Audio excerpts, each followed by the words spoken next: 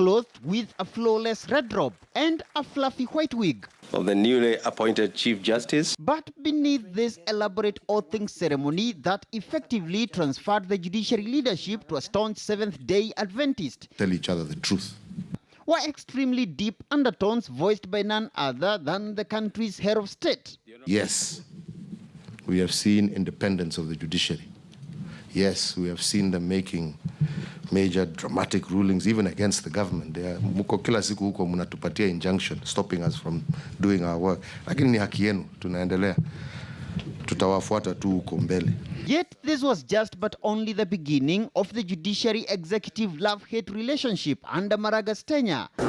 That effectively hit a fever pitch in the run-up to the 2017 polls, when the Raila Odinga-led National Super Alliance obtained several court injunctions against electoral processes leading to the presidential poll. The tipping point would be the September 1st, 2017 Supreme Court verdict, the first such ruling in Africa and only the fourth in the world, nullifying President Kenyatta's re-election. The president's anger was just as fast and furious. Si Maraga na watu yake hao wakora hao wamesema ati basi hiyo uchaguzi ipotee. Si ndivyo wamesema? Sasa mimi sana sio rais mtarajiwa. Mimi ni rais ambao amekalia kiti. Tukimaliza na uchaguzi, hawa watu tutadeal na wao. If leaders are tired of having a strong and independent judiciary, they should call a referendum and abolish it altogether.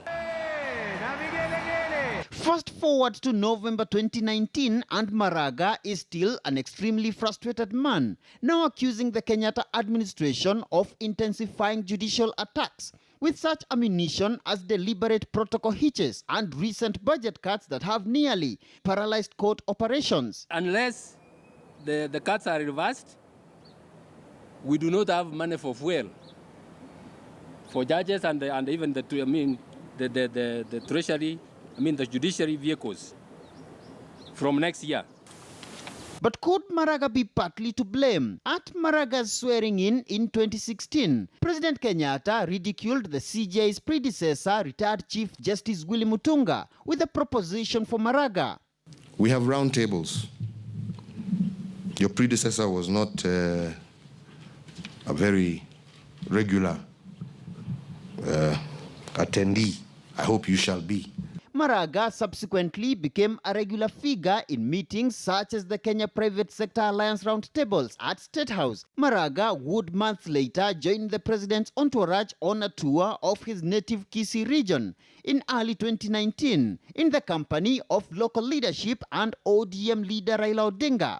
At one point, Maraga was spotted in this widely circulated picture, standing by the roadside as Deputy President William Ruto addressed a public rally during the tour.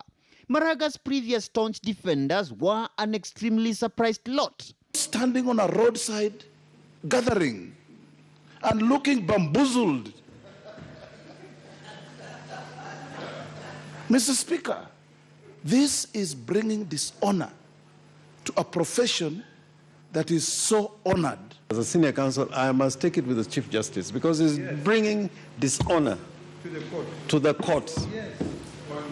And that should never happen in a democratic, constitutional country. Maraga's deputy, Justice Philomena Mwilu, is still grappling with a removal petition instituted by Director of Public Prosecutions Nurdin Haji after his failed attempt to prosecute her for alleged bribery. But could Maraga's Monday outcry be a confirmation that the president's handlers have finally made good their threat of a judiciary revisit after the 2017 Supreme Court verdict? We have a situation whereby the head of the executive is able to dictate to Parliament how Parliament will function, and also wants to dictate to the judiciary what the judiciary should do, then that is a recipe for anarchy. Let the office of the Chief Justice iwe treated kama ofisi ya speaker, kama ofisi ya rais, because that's where it is. An institutional ego fight, a supremacy battle, the fight for constitutional independence, or whatever you might call it. The executive-judiciary standoff is certainly not one to end anytime soon. But for Maraga, the gloves are finally off. Murimi, Mwangi, KTN News.